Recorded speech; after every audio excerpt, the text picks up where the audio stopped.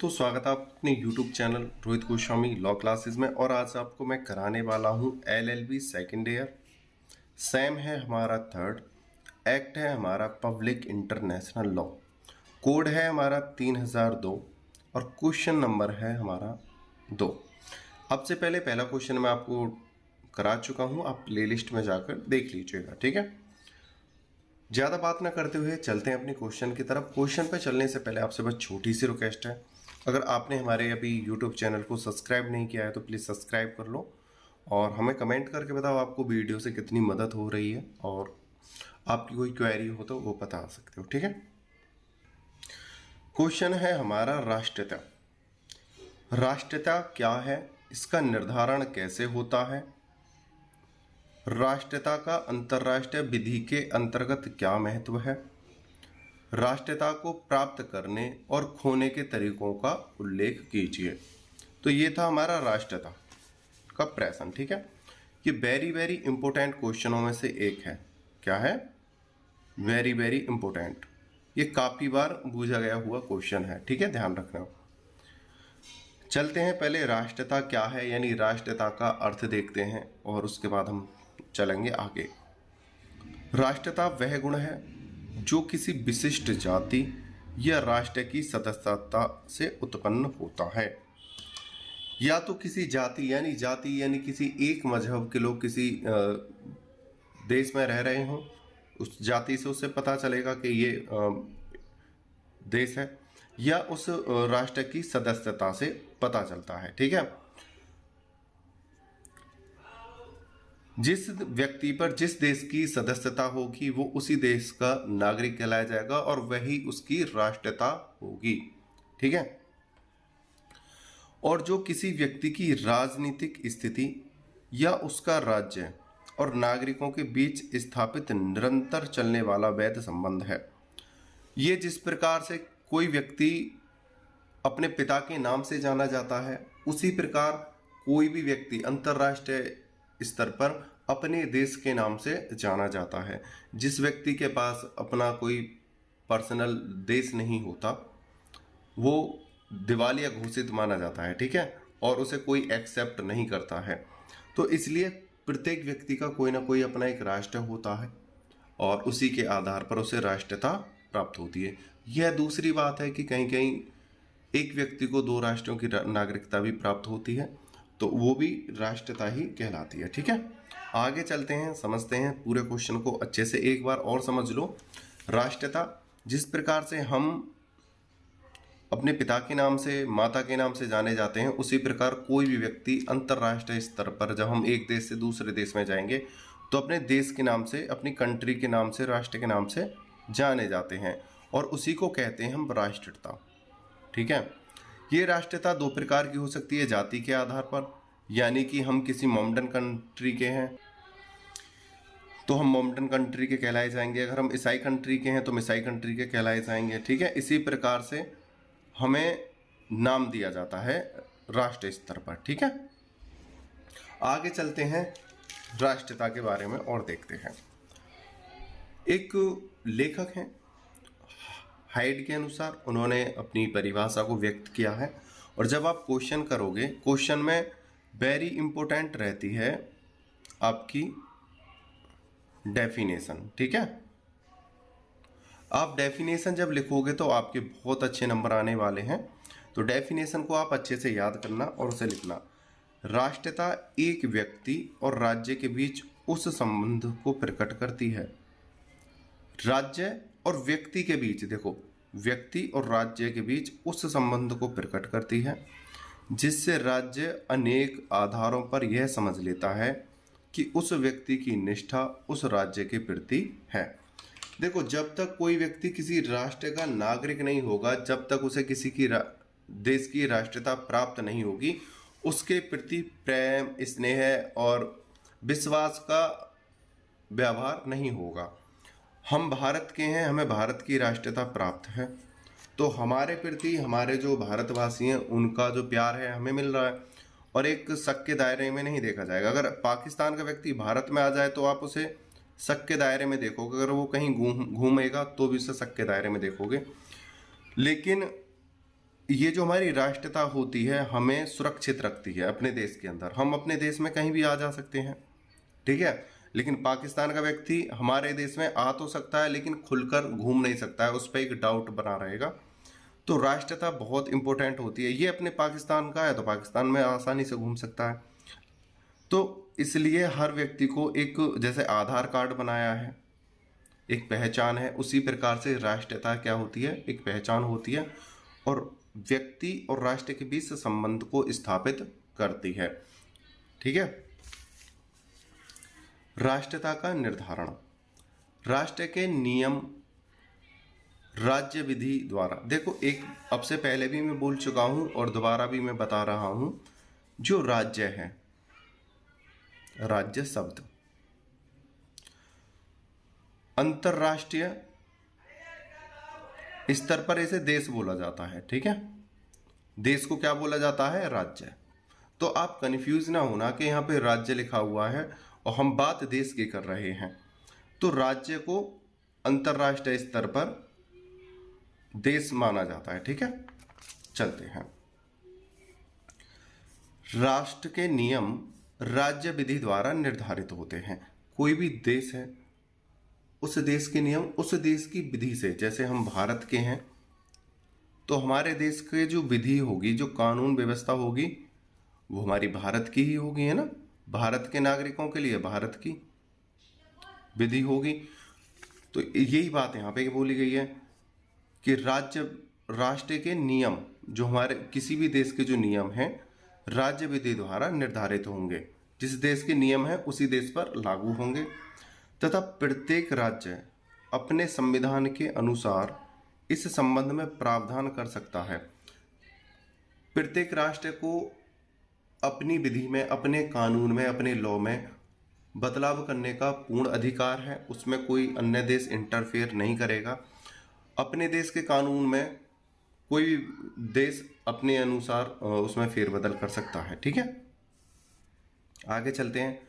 भारतीय संविधान के अनुच्छेद 5 के अनुसार, भारतीय संविधान के अनुच्छेद 5 के अनुसार हम राष्ट्रता निम्न आधार पर प्राप्त कर सकते हैं। वो कौन कौन से अधिकार हैं, वो कौन कौन से नियम हैं, उनको देखते हैं। सब प्रथम तो वो भारतीय क्षेत्र में जन्मा था। कोई व्यक्ति किसी देश की राष्ट्रता तब प्राप्त कर सकता है जब वो उसी राष्ट्र में जन्मा हो, यानी जिस राष्ट्र की भूमि में उसका जन्म हुआ है तो उसे उसी राष्ट्र की मान्यता प्राप्त की जाएगी, राष्ट्रता दे दी जाएगी। ठीक है, सबसे पहले तो ये माना जाता है भारतीय क्षेत्र में जन्मा था। दूसरा, जिसके माता पिता भारतीय क्षेत्र में रह रहे थे। ठीक है, जिसके माता पिता भारतीय क्षेत्र में रह रहे थे वो भी भारतीय नागरिक माना जाएगा, यानी उसे उस देश की, अपने भारत देश की राष्ट्रता दे दी जाएगी। जो संविधान के लागू होने से पहले, भारतीय संविधान के लागू होने से पहले खास तौर पर कम से कम 5 वर्ष तक भारतीय क्षेत्र में रह रहे हों। जब हमारा भारतीय संविधान लागू हुआ था उससे पहले 5 वर्ष से हमारे देश में ही रह रहे थे, तो ऐसे व्यक्तियों को भारतीय राष्ट्रता प्रदान की जाएगी।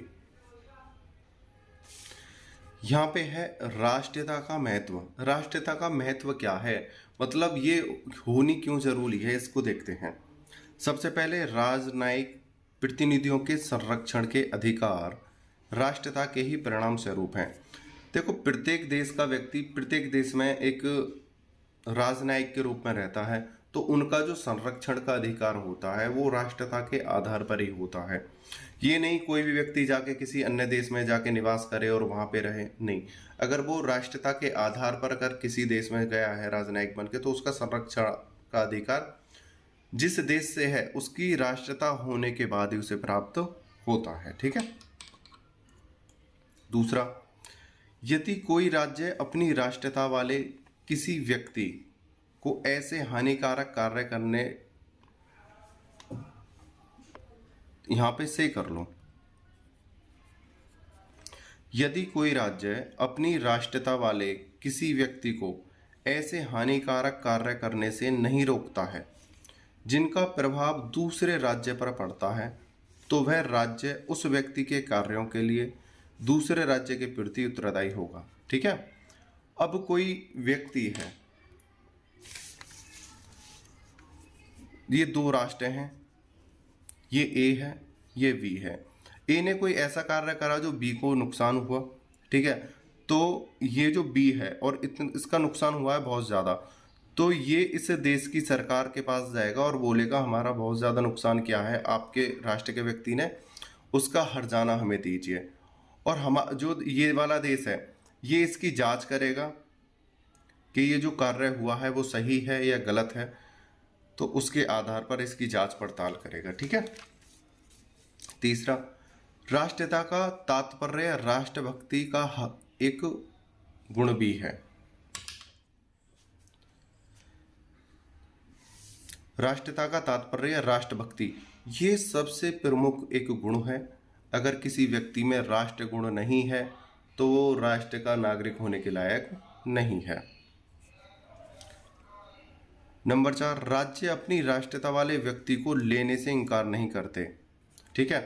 अभी देखो यहाँ पे समझो, कोई भी राष्ट्र अपने नागरिक को लेने से इनकार नहीं करता। जैसे अभी युद्ध हो रहा था यूक्रेन में और किस में हो रहा था, रूस में। तो यूक्रेन में और रूस में दोनों देशों में क्या थे, भारतीय नागरिक फंसे हुए थे। तो भारत ने वहां से अपने नागरिकों को बुला लिया, इन्होंने इनकार नहीं करा कि हमारे देश के नागरिक हैं भाई, यूक्रेन में है तो यूक्रेन में ही छोड़ दो। नहीं, कोई भी राष्ट्र अपने राष्ट्रीयता वाले व्यक्तियों को किसी अन्य राष्ट्र से लेने के लिए इनकार नहीं कर सकता है, ठीक है। अगर कोई व्यक्ति, जैसे ये तो चलो था एक युद्ध काल में अपने व्यक्तियों को लाना, अगर कोई व्यक्ति किसी देश में अपराध करता है या कोई ऐसा कार्य करता है जिससे उस अन्य देश की जो छवि है, गरिमा है, वो नष्ट हो रही है, तो ये देश उस देश के नागरिक को प्रत्यर्पण के लिए बोलता है। तो वो ये ए ने बी देश में कोई गलत काम करा, बी ने बोला कि भाई अपने देश के नागरिक को यहाँ से ले जाइए, तो ये ए जो है इसे लाने से इनकार नहीं कर सकता है, ठीक है। तो ये होता है, राज्य को अपनी राष्ट्रीयता वाले व्यक्ति का प्रत्यर्पण करने से इनकार नहीं कर सकते। प्रत्यर्पण मतलब होता है एक दूसरे को सौंपना। जैसे यहाँ पे तो था कि ए ने बी में जाकर कोई कार्य करा, गलत कार्य, और बी ने खुद बोला कि भाई तुम्हारे देश के नागरिक ने यहाँ पे गलत कार्य करा है, आप यहाँ से ले जाइए, तो ए इसे लेके आएगा। या फिर क्या होता है, दूसरा पॉइंट, ए के व्यक्ति ने बी में कोई कार्य करा और बी को ज़्यादा हानि हुई या कोई अन्य कार्य करा, तो बी ने उसे क्या करा, बंदी बना लिया, ठीक है। ए ने याचना डाली कि भाई हमारा जो देश का नागरिक है उसे हमें वापस दे दो, हम अपने स्तर से उसे दंड देंगे। तो ये जो बी है इसे प्रत्यर्पण करने से इनकार नहीं कर सकता है, ठीक है। तो प्रत्यर्पण करना होता है देना, जो नागरिक है, जो बंदी है, उसको ए को देना, इसे कहते हैं प्रत्यर्पण। एक तो ये स्थिति है कि बी खुद उसे भेजे तो ये देश मना नहीं करेगा कि भाई हमें नहीं चाहिए, तो भी एक्सेप्ट करेगा। और बी उसे नहीं देना चाहता है और ये ए अपनी मर्जी से लाना चाहता है, तो उसे प्रत्यर्पण कहेंगे, तब भी उसे लेके आएगा, ठीक है। तो उसे प्रत्यर्पण करेंगे। आगे समझते हैं। उम्मीद करता हूं ये दोनों पॉइंट आपको समझ में आए होंगे, एक बार और देख लो। राज्य को अपनी राष्ट्रीयता वाले व्यक्ति का प्रत्यर्पण करने से इनकार नहीं कर सकते, ठीक है। दूसरा एक ये है, राज्य अपनी राष्ट्रीयता वाले व्यक्ति को लेने से इनकार नहीं कर सकते। यहाँ में तो लेने से इनकार नहीं करेंगे, कोई भेज रहा है तो ये इनकार नहीं करेंगे भाई हमें नहीं चाहिए हमारे देश का नागरिक। और यहाँ पे अगर किसी ने हमारे देश के व्यक्ति को बंदी बना लिया है और या वो भेजना नहीं चाहते हैं तो ये प्रत्यर्पण है। अगर याचिका डाली है कि हमें वो व्यक्ति चाहिए तो वे मना नहीं करेंगे कि हमें नहीं देना, ठीक है। युद्ध के समय शत्रु रूपता राष्ट्रीयता के आधार पर निर्धारित होती है। अगर किसी व्यक्ति में राष्ट्रीयता के गुण नहीं है, युद्ध काल में अगर वो अपने राष्ट्र के प्रति खरा नहीं उतरता है, तो वो उसे राष्ट्रीयता प्राप्त करने का अधिकार नहीं है, उसे दिवालिया घोषित कर दो या उसे मृत्यु दंड दिया जा सकता है। ठीक है, सबसे पहले क्या है, शत्रुरूपता। हमारे देश में युद्ध हो रहा है और हमारे देश के व्यक्ति हम अपने देश के व्यक्ति से लड़ने लग जाएं तो ऐसा नहीं हो सकता। इससे सीधा सीधा ये होता है कि अगर कोई एक देश का व्यक्ति है तो वो अपने देश के व्यक्तियों को सपोर्ट करेगा। ठीक है, अब ये है पॉइंट राष्ट्रीयता प्राप्त करने के ढंग। राष्ट्रीयता कैसे प्राप्त की जा सकती है? कुछ स्टूडेंट कमेंट कर रहे थे कि सर हमें नोट्स और पीडीएफ चाहिए, कुछ बंदों ने कॉल भी की थी, तो मैं उनसे कहना चाहता हूं आप हमारे इस वाले नंबर पे फ़ोन पे या गूगल पे करके आप अपने पीडीएफ या नोट्स ले सकते हो। अगर आप थर्ड सेम के ऑल एक्ट लेना चाहते हो तो आपको 499 का पेमेंट करना होगा। अगर किसी स्टूडेंट की बैक आई हुई है और वो एक ही एक्ट परचेज करना चाहता है, एक एक्ट के नोट्स परचेज करना चाहता है, तो उसे 199 रुपये का पेमेंट करके वो अपने नोट्स यानी पीडीएफ ले सकता है। और जब आप पेमेंट करोगे तो वहाँ पे ये नाम आपको शो करेगा, रोहित सन ऑफ सत्य प्रकाश। ठीक है, आगे चलते हैं। राष्ट्रीयता प्राप्त करने के ढंग। जन्म से, सबसे पहले पॉइंट है जन्म से। राष्ट्रीयता प्राप्त करने का सर्वप्रथम महत्वपूर्ण ढंग व्यक्ति का जन्म स्थान है। दीपावली का माहौल है, आवाज़, शोरगुल, पटाखे, धमाके सारे छूट रहे हैं तो थोड़ा डिस्टरबेंस होता है, तो आप परेशान ना होना। ठीक है, वीडियो में आवाज़ आएगी, आप देख लेना। राष्ट्रीयता प्राप्त करने का सर्वप्रथम महत्वपूर्ण ढंग व्यक्ति का जन्म स्थान है। जन्म का क्षेत्र या स्थान के अनुसार या जन्म के समय माता पिता की राष्ट्रीयता के अनुसार या वंशानुक्रम या दोनों के अनुसार हो सकती है। या तो व्यक्ति को जो राष्ट्रीयता जो प्राप्त होती है जन्म के समय, जैसे कोई व्यक्ति जिस क्षेत्र में जन्म लिया है वो यानी जिस राष्ट्र में उसने जन्म लिया है राष्ट्रीय क्षेत्र में, तो वहीं का व्यक्ति कहलाया जाएगा। या उसके माता पिता उस राष्ट्रीय क्षेत्र में रह रहे हों, या उसके माता पिता और या पीढ़ी दर पीढ़ी यानी वंशानुक्रम उसी क्षेत्र में या उसी राष्ट्र में रहते आए हों, तो वो इस आधार पर राष्ट्रीयता प्राप्त कर सकता है यानी जन्म से। जैसे हम हैं, हमारे माता पिता यहीं थे, हमें यहाँ की नागरिकता मिली। हमारे माता पिता मतलब ये पीढ़ी दर पीढ़ी हम भारतवर्ष के निवासी हैं तो हमें राष्ट्रीयता भारतवर्ष की मिली है। इसी प्रकार ये कह रहे हैं कि जन्म से, जैसे जैसे माता पिता जिस राष्ट्र क्षेत्र में रह रहे हैं उसी राष्ट्र क्षेत्र की नागरिकता बच्चों को प्राप्त होती है। ठीक है, दूसरा पॉइंट देखते हैं, देशीयकरण। जब किसी राष्ट्र में रहने वाला कोई विदेशी व्यक्ति उस देश की नागरिकता प्राप्त कर लेता है तो उसे देशीयकरण कहते हैं। कुछ व्यक्ति ऐसे होते हैं कि व्यापार के सिलसिले में दूसरे देश में चले जाते हैं और वहाँ पे व्यापार में उनका परिवार भी वहीं बस जाता है और वो वहीं की नागरिकता प्राप्त कर लेते हैं, तो उस व्यक्ति को कहते हैं देशीयकरण। तो इसे कहते हैं देशीयकरण। जब किसी राष्ट्र में रहने वाला कोई विदेशी व्यक्ति उस देश की नागरिकता प्राप्त कर लेता है जहां पर वो काम करता है तो उसे देशीयकरण कहते हैं। देशीयकरण और भी प्रकार से प्राप्त कर सकते हैं, ये नहीं कि हम काम के सिलसिले में वहां पे जाएं और तभी हम उसकी नागरिकता प्राप्त करें, नहीं, और भी कारण है। विवाह द्वारा अर्थात पत्नी द्वारा पति की राष्ट्रीयता को स्वीकार करना, जिस प्रकार से सीमा हैदर भारत में आई और उसने भारत की राष्ट्रीयता प्राप्त करने के पूर्ण प्रयास करे हैं, तो इसी प्रकार जब कोई पत्नी जिस देश के व्यक्ति से मतलब कोई लड़की जिस देश के व्यक्ति से शादी करती है तो उसी देश की उसे नागरिकता प्राप्त हो जाती है, तो उसे भी देशीयकरण कहते हैं। और औरसीकरण, शिशु अपने पिता की राष्ट्रीयता प्राप्त करता है। ठीक है, विकल्प के आधार पर कोई व्यक्ति है, अब ये औरसीकरण जो है विकल्प के आधार पर होगा, वो अपने पिता की देश की नागरिकता प्राप्त करे या माँ की नागरिकता प्राप्त करे, क्योंकि ये फॉरेनर कंट्री में चलता है, क्योंकि वहाँ पर दोहरी नागरिकता होती है। यहाँ पर स्थायी निवास की प्राप्ति या जहाँ पर वो बच्चा जन्मा है या व्यक्ति जो वहाँ पर रह रहा है तो उस देश की नागरिकता प्राप्त करे। सरकारी पद पर नियुक्ति, जिस देश में उसने देशीकरण प्राप्त करा है, जहाँ की उसे राष्ट्रीयता प्राप्त हुई है, वो वहाँ के सरकारी पद पर भी नियुक्त हो सकता है। ठीक है, आगे चलते हैं। पुनर्ग्रहण द्वारा, पुनर्ग्रहण यानी दोबारा से स्वीकार करना, किसी चीज को दोबारा से स्वीकार करना। कुछ व्यक्ति लंबे समय तक बाहर रहने या वहां के देशीकरण के कारण अपनी मौलिक राष्ट्रीयता खो देता है। ऐसे व्यक्ति कुछ शर्तों की पूर्ति द्वारा अपने देश की नागरिकता दोबारा प्राप्त कर लेते हैं।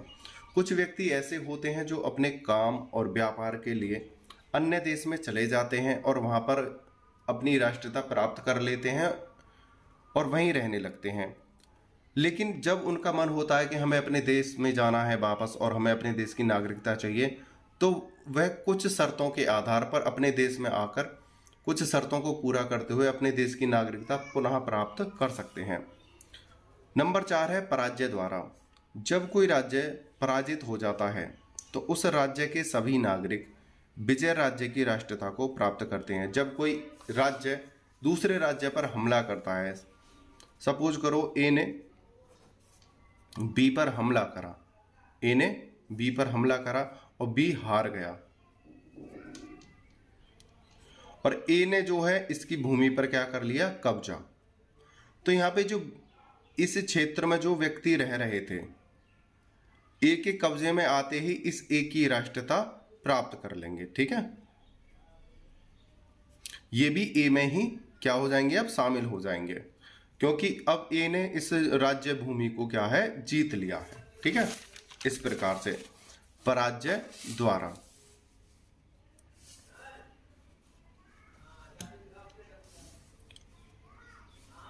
नंबर 5 हस्तांतरण द्वारा।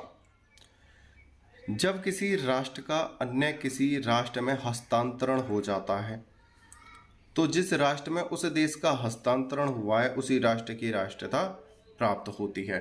यानी हस्तांतरण, जिस प्रकार हमारे भारत का कुछ हिस्सा हमारे भारत के कश्मीर का कुछ हिस्सा पाकिस्तान के पास है, अगर वो हमारे पास हमारे कब्जे में आ जाता है तो वो उसको कहेंगे हस्तांतरण। जिस प्रकार पाकिस्तान ने हमारे जम्मू कश्मीर के कुछ हिस्से पर कब्जा कर रखा है, अगर वो हमारे हाथ में आ जाए तो उस में जो निवासी हैं उनको हम हस्तांतरण द्वारा अपनी राष्ट्रीयता प्रदान करेंगे, उसको कहेंगे हस्तांतरण द्वारा। जो हिस्सा हमें प्राप्त हुआ है उसके अंदर जो नागरिक होंगे वो या तो चले जाएं अपनी मर्जी से या फिर वो हमारे देश की राष्ट्रीयता स्वीकार करेंगे। ठीक है, तो इसको कहते हैं हस्तांतरण द्वारा। राष्ट्रीयता के समाप्त होने के ढंग। राष्ट्रीयता 5 प्रकार से समाप्त हो सकती है। किसी भी व्यक्ति की राष्ट्रीयता जो है, अभी हमने पढ़ा था राष्ट्रीयता कैसे प्राप्त की जाती है, अब हम देखेंगे राष्ट्रीयता कैसे समाप्त होती है। यानी मुक्ति। कुछ राष्ट्र अपने नागरिकों को राष्ट्रीयता की मुक्ति के अधिकार देते हैं। कोई भी व्यक्ति अपनी मुक्ति एक प्रार्थना पत्र देकर प्राप्त कर सकता है। जैसे कोई व्यक्ति किसी राष्ट्र में रह रहा है और उसे अपने राष्ट्र में रहना पसंद नहीं है, वो चाहता है कि किसी कारण से मैं इस देश से निकल जाऊं और अन्य देश में जाकर उस देश का नागरिक बन जाऊं। तो कुछ देशों ने इस प्रकार के नियम बनाए हैं कि किसी पर जोर जबरदस्ती नहीं है। अगर आपका मन इस देश को छोड़कर जाने का है तो हम आप पर कोई आरोप नहीं लगाएंगे या आप पर कोई दबाव नहीं डालेंगे, आप जा सकते हो। जिस प्रकार जर्मनी नागरिक राष्ट्रीयता की मुक्ति का अधिकार है, नागरिक राष्ट्रीयता की मुक्ति का अधिकार है। यहाँ पे जर्मनी कहता है अगर आपको अपना देश छोड़ना है, जर्मनी छोड़ना है, तो आप एक प्रार्थना पत्र दो, हम उसे एक्सेप्ट करेंगे और आपको यहाँ से जाने देंगे। यानी इसे कहते हैं मुक्ति। दूसरा पॉइंट है अपहरण।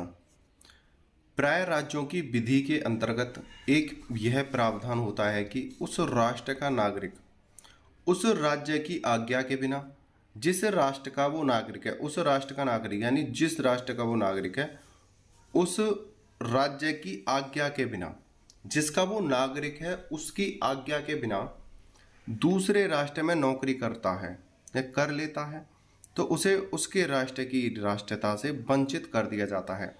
जब कोई व्यक्ति अपने देश के नागरिक मतलब अपने देश की राष्ट्र विधि के बिना अन्य देश में जाकर मतलब अपनी विधि का उल्लंघन करते हुए अन्य राष्ट्र में जाकर व्यापार करने लगता है, अन्य राष्ट्र में जाकर नौकरी करने लगता है और अपने राष्ट्र की विधि को धोखा देता है, तो उस व्यक्ति को उस राष्ट्र की नागरिकता से वंचित कर दिया जाता है जहां से वो गया है। ठीक है, यानी अब तीसरा पॉइंट है समाप्ति द्वारा। कुछ राष्ट्रों की नागरिक विधि द्वारा यदि नागरिक ज्यादा लंबे समय से बाहर रहता है तो उसकी नागरिकता समाप्त कर देता है। ठीक है, जैसे कोई व्यक्ति अपने देश की नागरिक विधि के अनुसार वह वीजा लेकर गया कि मुझे 1 महीने 1 साल के लिए व्यापार के स्तर पर या जिस प्रकार से वो गया है कि मैं इतने समय के लिए अन्य देश में जाना चाहता हूं और मैं वापस आ जाऊंगा अपना जो काम है उसे करने के बाद, लेकिन वो व्यक्ति वहां से वापस नहीं आता है और बहुत ही लंबे समय तक वहीं पे रह जाता है, तो उसकी राष्ट्रीयता समाप्त कर दी जाएगी। या परित्याग द्वारा, जब एक व्यक्ति एक से अधिक राष्ट्रों का नागरिक होता है तब ऐसी अवस्था में उसे चुनना पड़ता है कि वह किस देश का नागरिक रहेगा, जब तक उसे स्वयं एक राष्ट्र की नागरिकता अपनाते हुए दूसरी नागरिकता का परित्याग करना होता है। ठीक है, कोई व्यक्ति है अन्य देश में रह रहा है काफी लंबे समय से और उसी देश में रहना चाहता है और वहीं पे व्यापार करना चाहता है, तो उसे अपने देश की राष्ट्रीयता को त्यागना पड़ेगा, तभी वो उस देश की नागरिकता स्वीकार करेगा। यह भारतीय विधि है। या तो वो अपने देश में आए और अपने समय अवधि को बताए या फिर अपने देश की नागरिकता को समाप्त करे, उसे किसी एक देश की नागरिकता स्वीकार करनी होगी, उसको कहते हैं परित्याग द्वारा। या उसका जो मन है वो खुद चाहता है कि मैं जिस देश में रह रहा हूँ मेरा भविष्य, मेरा व्यापार, मेरा परिवार सब यहीं पे है और मेरा मन है कि अपने देश की नागरिकता त्याग दूं, वहां पे जाकर क्या करूंगा, तो वो परित्याग द्वारा भी इस चीज का निर्णय कर सकता है। स्थानापन्न द्वारा, जब कोई व्यक्ति अपना अन्य राष्ट्र की नागरिकता ग्रहण करता है तो वह स्वयं अपने देश की नागरिकता समाप्त करता है। यह राष्ट्र समाप्त कर देता है। जब कोई व्यक्ति किसी अन्य देश में गया और वहीं पे रहने लगा और वहीं की नागरिकता उसने स्वीकार कर ली, या तो वह व्यक्ति स्वयं अपनी नागरिकता को समाप्त कर दे कि भाई मैंने अपनी नागरिकता स्वयं समाप्त कर दी है और अब मैं इस देश का नागरिक रहूंगा, या फिर राष्ट्र जिस देश से वो गया है वो स्वयं उसकी नागरिकता क्या कर दे, समाप्त कर दे कि आपने तो वहां की नागरिकता स्वीकार कर ली है, अब आप हमारे देश में नहीं रह सकते हो। या तो वो स्वयं परित्याग कर दे या राष्ट्र उसकी नागरिकता समाप्त कर दे। इस प्रकार से यह था हमारा क्वेश्चन, राष्ट्रीयता क्या है, उसे प्राप्त करने के लक्षण, प्रकार और त्याग के अधिकार। ठीक है, उम्मीद करता हूं ये क्वेश्चन आपको समझ में आया होगा। अगर आपको वीडियो अच्छी लगी है तो लाइक शेयर एंड सब्सक्राइब करें और ज़्यादा से ज़्यादा अपने दोस्तों को बताएं वीडियो के बारे में। ठीक है, आपने वीडियो को अंत तक देखा उसके लिए धन्यवाद। टेक केयर, बाय बाय, जय हिंद, जय भारत।